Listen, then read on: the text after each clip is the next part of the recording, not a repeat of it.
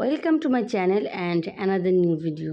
কহি ভাজি করবো ডিম, সরপুঁটি মাছের ডিম দিয়ে। তো আমি চিকন চিকন করে কেটে নিয়েছি আলু আর কহি, আর নিয়ে নিয়েছি সরপুঁটি মাছের ডিম। এটাকে সুন্দর করে ধুয়ে ঝরিয়ে রেখেছি ছাঁকনিতে। কহিটাকে এখন আমি সেদ্ধ বসিয়ে দিয়েছি পানিতে, হালকা একটু ভাপিয়ে নিব। 2-3টা বলক করে 2টা বলক আসলে তখন এটাকে আমি ছাঁকনিতে ছেঁকে নেব।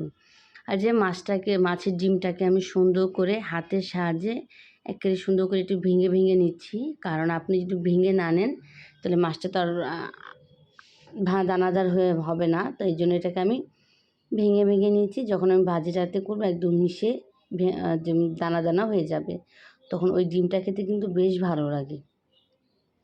খুব সুন্দর করে এটাকে আমি হাত দিয়ে টিপে টিপে পরিষ্কার করে নিচ্ছি।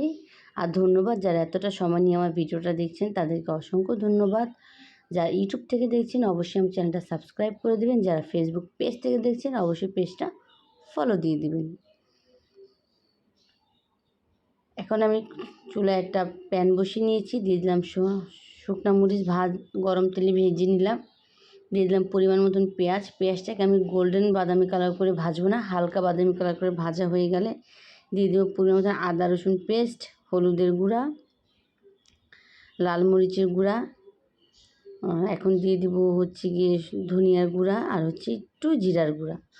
তো যে ভাজি কিন্তু খুব একটা বেশি না, অল্প পরিমাণ, তো এই জন্য সেই পরিমাণে আমি সমস্ত মশলা অ্যাড করে নিচ্ছি। একটু কষানোর জন্য অল্প একটু পানি অ্যাড করে নিব, সামান্য একটু পানি সুন্দর করে অ্যাড করে নিয়ে এখন এটাকে খুব ভালোভাবে আমি কষিয়ে নিচ্ছি। আমার স্বাদ মতো লবণও দিয়ে দিয়েছি, লবণটা একটু পরেই দিয়ে দিয়েছি। মশলা কষানো হয়ে গেছে, এখন দিয়ে দিলাম কষলে রাখা মাছের ডিম আর প্যাটা। এখন এটাকে খুব সুন্দর করে আমি একটু কষে নিব।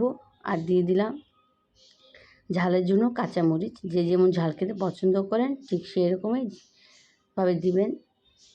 এখন সুন্দর করে দিয়ে দিলাম একটু ফ্রোজেন করা টমেটো। আমি সবসময় একটু ফ্রোজেন করা টমেটো দিয়ে দিলাম একটু ছোটো ছোটো করে কেটে। এখন দিয়ে দিলাম ঝরিয়ে রাখা কহিটাকে। আমার মনে হলো যে একটু তেল দিই, তো এই জন্য একটু তেল দিয়ে সুন্দর করে এটাকে ভাজা ভাজা করে নিয়েছি। আমি একটু আর একটু কাঁচামরিচ অ্যাড করেছি। দেখুন ঢাকনাটা ঢেকে রেখেছি, প্রায় 10 থেকে 15 মিনিট পরে এসেছি। মাশাআল্লাহ খুব সুন্দর, অনেকটা পানি শুকিয়ে গিয়ে অনেকটা ভাজা ভাজা হয়ে আসছে। এখন দিয়ে দিব বেশ কিছু ধনেপাতা। এই যে ভাজিটা কিন্তু অলমোস্ট হয়ে গেছে। এরকম একটা ভাজি দিয়ে গরম গরম ভাত খেতে যে কী দারুণ লাগে, আমি জাস্ট ভিডিওটা করতে করতে আমার সেই খেতে ইচ্ছে করছে।